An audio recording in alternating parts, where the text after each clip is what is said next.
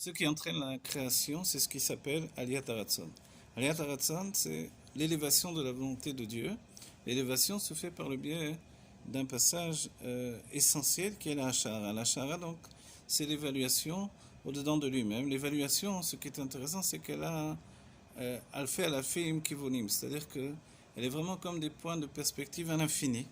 Et c'est un niveau qui n'est pas un niveau au passé qui a entraîné la future création, mais c'est un niveau qui est tmidi, c'est-à-dire qui est en potentiel et en effectif de manière ininterrompue.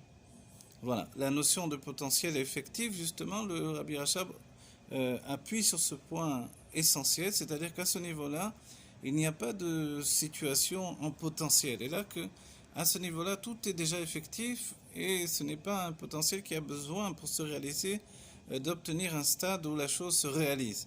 Et c'est pour ça que le Rabbi Rachab, d'une certaine manière, va dire que tous les niveaux de création entraînés par l'explication du Etzraïm et du Zohar sont des niveaux intermédiaires lorsque la création est déjà en route. Donc l'état de création, la raison de la création d'après la Chassidut, c'est vraiment cette notion de Ita'avalo Akadosh Baruch Hu liotlo dira batartonim, qu'il ait une volonté qui lui soit faite une maison ici-bas. Et cette volonté, c'est avant tout un désir. Voilà.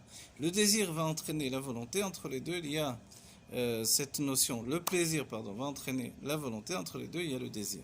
Donc le désir, finalement, il est comme cette ashara qui, au-dedans de l'essence elle-même, comme une projection depuis l'essence tout au moins, il y a un niveau qui s'inscrit en lui comme des kivunim, c'est-à-dire des points de perspective à l'infini, comme nous le disons.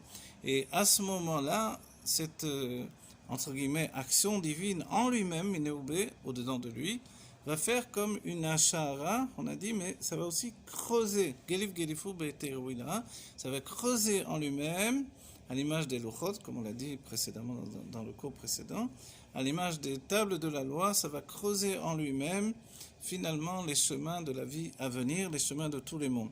Et précisément, l'idée de Dieu, ce n'est pas l'idée de l'âme qui est une projection de la lumière divine, puisque d'un certain point de vue, si on peut dire où se trouve l'âme dans les mondes divins, avant d'arriver à l'expression du monde de Hatzilut qui va donner naissance aux âmes, dans le monde de Bria, le monde inférieur, alors le monde de l'émanation, c'est là-bas où il y a la gestation, et la naissance, c'est le monde de la création, Bria. Et alors on peut se dire où étaient les âmes auparavant. Justement, les âmes, ce sont l'expression, elles sont l'expression des mondes divins qui ont précédé le monde de Tohu, le monde qui a précédé le monde de Hakudim. Et là, il faut ramener que dans la Torah, les termes utilisés, c'est Akudim, Nekudim ou Brudim. Brudim, c'est Atzilut, le monde de l'émanation. Nekudim, Nekudot, c'est le monde de Tohu. Et Akudim, c'est le monde de Akudim, celui qui est un monde qui est comparé à une flûte, c'est-à-dire que les sphirotes sont imbriquées les unes dans les autres et qu'il n'y a pas de séparation.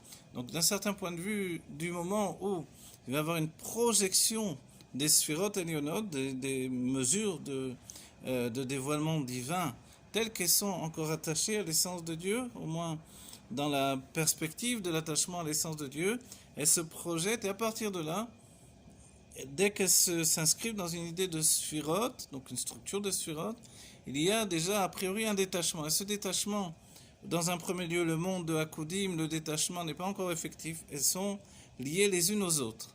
Et tant qu'elles sont liées les unes aux autres, alors elles sont liées dans le sens de Ardout.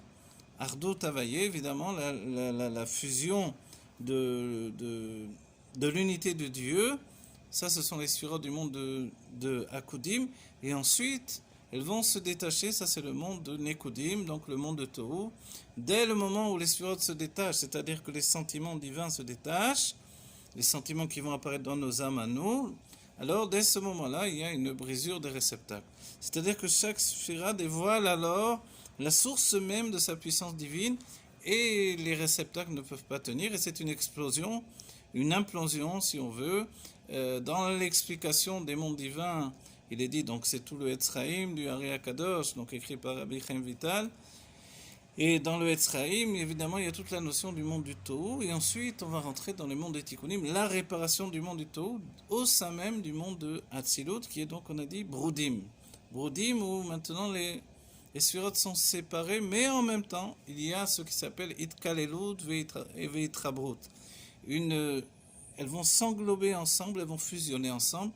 Et ça va donner la naissance d'un monde où la séparation, d'un autre terme, l'individualité, vise la communion, la fusion. Et de cette manière-là, on comprend que on ne se sépare que pour mieux exister ensemble. Et c'est la notion de Keish Echad Velev Echad qui était au don de la Torah.